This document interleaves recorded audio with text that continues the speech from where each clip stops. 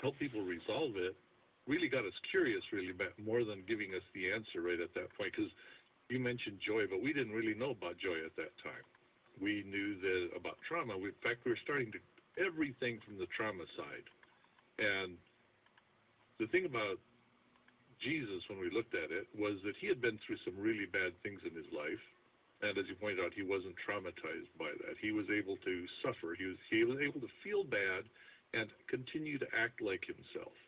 Well, along comes somebody called Alan Shore. Dr. Shore is a psychologist, PhD, who has put together all kinds of different fields. And what he came up with was that at the center of the human brain, the thing that made it grow, the thing that made it develop, the thing that trained it to act like a human being was this factor called joy. Now, the best way I could compare this for you is that we're on kind of a water planet right here, right? Okay. And so everything on Earth revolves around water. You could talk about water in the economy. You could talk about water in transportation. You could talk about water in your health. You could talk about water in anything you want to, weather, the whole thing, right? Well, if you were to think the similar kind of thought about human beings, what's at the very center, the thing that kind of makes all human things flow together, it would be this concept of joy. Joy is actually that experience of someone being glad to be with me. Now, if you think about it, someone being glad to be with me is what's always going to get me out of my troubles, because I can't handle everything by myself. You talked earlier about the people who are healthy and the people that are sick. We've almost abandoned that concept. Really? Yes, because everybody's sick. Right. I don't know if you've looked around, but everybody's sick. No, I totally, I get it. That's why I didn't like the way that they came out, but that's about the best shot I got. So improve that. I mean, what do I mean? Tell me. Right. Okay. So what does the Bible talk about? It talks about the weak and the strong. Turns out that with all of our little sicknesses, and sometimes we're strong and sometimes we're weak. Sometimes the things that are getting us are getting the best of us, and sometimes we are in the overcoming mode. Okay. And so if you put together the people you know, and even yourself, some days you're going to be strong and sometimes you're going to be weak. Yesterday I had sort of a headache. I'm not on my best game, and today I'm feeling much better. Okay. And so we've got these different changes in there, and when you put the strong and the weak together, what is needed for that to be a good experience is joy. They have to be glad to be together. Otherwise, you get abuse out of it. You get all kinds of troubles out of it. Think about the human interactions you know. If you put a bunch of people in a room and they're not glad to be together, what's that going to look like? What's that business going to run like? What's that family going to act like? And I think we all can sense that. Yeah. When you enter in a place where you're not welcome, I mean, we all sense it. I don't know how you describe that in terms of physics and chemistry, but it's palpable. You can feel you're not welcome, and in the converse, when you are welcome. Yeah, even when you're having that sense of joy, your body actually does create some chemicals. And in fact, we're told that animals can smell oxytocin, which is one of the chemicals we create when we're glad to be together. They actually can smell whether we're glad to be with them, which leads us to thinking about if God created us to actually have dominion over the animals, he gave us this chemical way of communicating with them who was going to be glad to be with them and who wasn't. But I'm getting off of it. No, I love that. See, that's the bringing the brain science and the Bible thing together. That's the whole neurotheology. Yeah, it's about creation. I love that. I mean, yeah, who would have thought that? I mean, that's just one teeny capacity, but that makes total sense, that we're wired in such a way that we can have partnership, if you will, with the animals, and that they could be able to pick up on that in both, good and bad. That makes total sense. And interestingly enough, you might have different adrenaline than a given animal does, but the animals have the same oxytocin chemical that we do. It's, again, one of those odd little things that when you start to study it. But more importantly than that for our development is that this joy experience is what causes the human brain to grow. You're born with about a third of your brain completely undeveloped, and how much it grows and how much it develops depends entirely on how much joy you experience, to such a degree that we can scan your brain and tell how much joy you've had. Whoa, go really slow. Wait a minute, because I know, I've had 2 kids and I got a grandson. I know in the first 3 years, all the doctors tell you it's critical time for their development.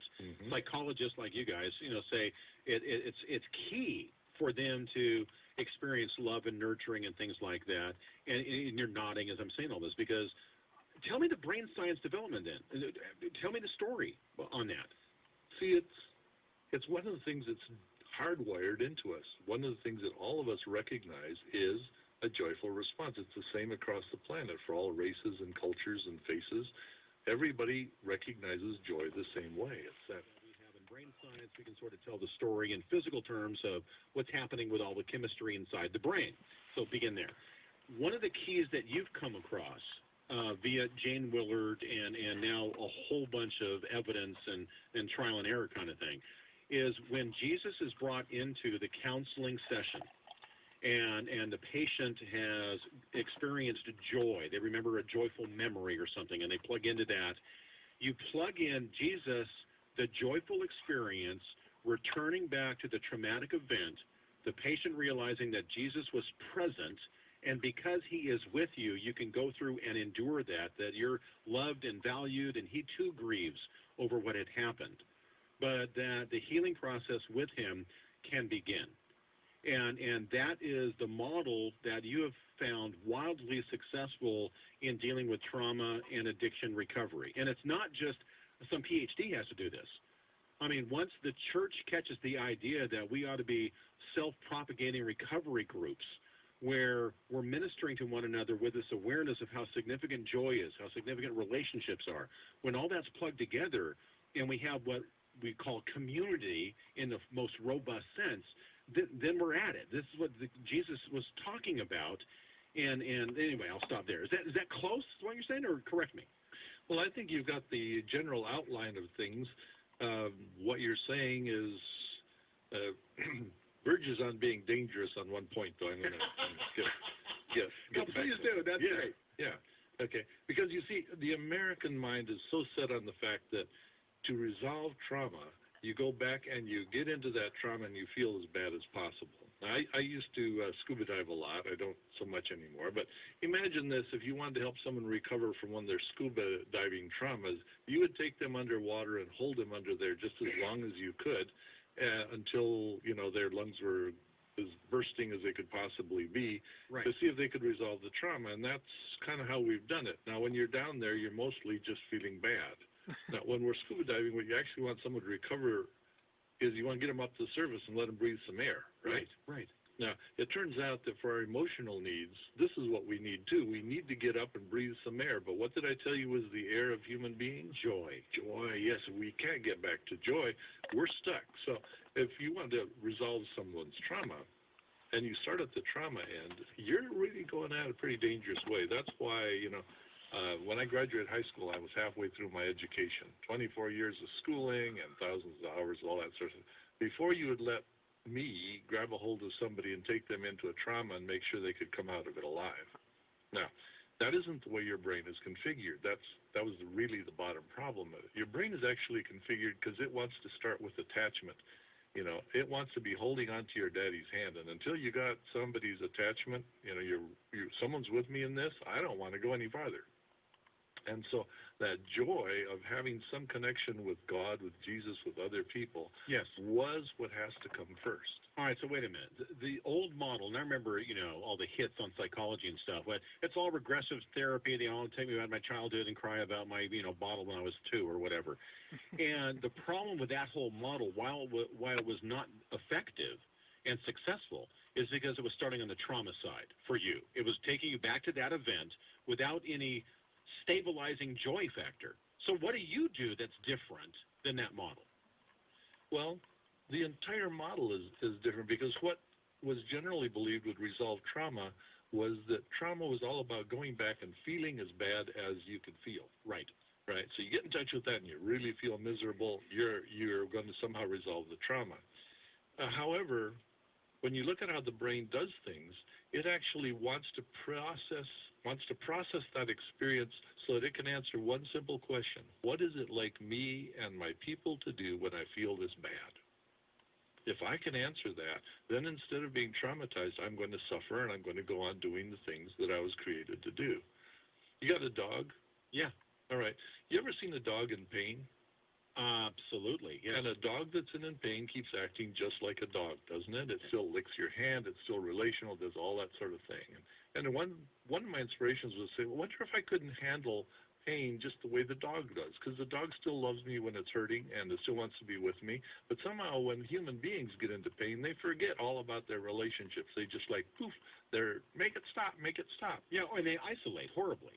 Yeah, and this is actually what the back of your brain does. When you scan, someone's brain has been traumatized. It has gone to the back of the brain, back there in the fear circuits, and all the fear circuits are lit up, going like, think about acting like myself. All of that's at the front part of your brain, up in your brain's joy circuits and centers. So if we want to start resolving a trauma, we want to start by getting a sense of joy and anchoring ourselves to that. Now, if you think about Christians or family or anything you want to be a part of, you want to be a part of a joyful community, right? Yes. Okay. So it should be a real hint to us that as soon as we lose our joy, we're on our way to something bad happening. Right. Right. If we were communities that were used to living in joy, and relationships and parents and children that were used to living in joy, that's how we would start and handle the problems that come our way. We would say, oh, well, we're going to start with some joy. We're going to be glad to be together. You know, if you think of yourself as a parent, you're going to have your child up on your lap, right, with your arms around them, and now we'll talk about that bad thing that happened. Yes. Up till you're telling them, glad to be here, where, you know, this is the spot where we really can face all these things. You don't even want to freak them out by bringing up the bad stuff. And in counseling, we've traditionally done it just the other way around. We just get you into whatever's the worst thing that's going on, and then we say from there, let's see if we can find where God is. It's actually where you have the worst reception. See, now, we discovered that trauma is mapped in your brain. You activate a certain circuit in your brain, and trauma will come back to you. It's like you remember that. You know, it's no one's really too surprised that it's mapped in there. We can actually scan around and say, oh, look, there it is. But, you know, the interesting thing we never thought about is that our relationships are also mapped in our brain, you see. If I destroy a part of your brain, you won't remember your wife. You won't remember your kids. You won't remember your relationship. Amnesia and stuff, right. Yeah. Well, there's this famous story about the man who mistook his wife for a hat, because the part of his brain that recognized her as a wife or a human being was gone. And so he could see she was something from around the house, but couldn't remember exactly what, thought must be his hat, and tried to put her on his head, you know. Monkeys who have had that part of their brain damaged, it's up in the cingulate cortex, can't recognize their children as little monkeys. They'll try to sit on them like a rock or something like that. They don't know what it is. But So Jim, hold on, because I feel like I don't want to get so far in the details here. So you've seen all of this in the development of a brain, dealing in trauma and recovery and all that, and the chemicals and where they're at and all that kind of stuff, which I think is fascinating, because it's confirmation on the way in which God designed us to function. And I've been promising to take phone calls here, and I'm going to do that here in a moment. But you have found a way to bring Jesus, allowed Jesus to be present in the counseling session. It's rooted in joy. And this is the reverse model from what traditional psychology has taught us on how to help people deal with trauma. Right. And to get back to your point earlier, if you stay in joy and connected with others, you can face anything that comes along your life. But you don't have to be a trained professional to do that. You can stay connected with others and talk about the things that have traumatized them and find Jesus in that experience. That is the life for the church. Jim, this is so, I mean, my mind's bursting here. My brain's bursting here. My mind too. On connections. I'm thinking mob psychology, gang psychology. You know, they're really, they're so brave when they're all a big gang, you know, but one at a time they're cowardly. That we're able to do things as a group where we have sort of a group synergy and courage and, you know, kind of thing, as opposed to being individual. That if we know that we have a loving family or a loving spouse or for my kids, or that gives us a sense of strength. And you're saying that you know the brain chemistry behind that.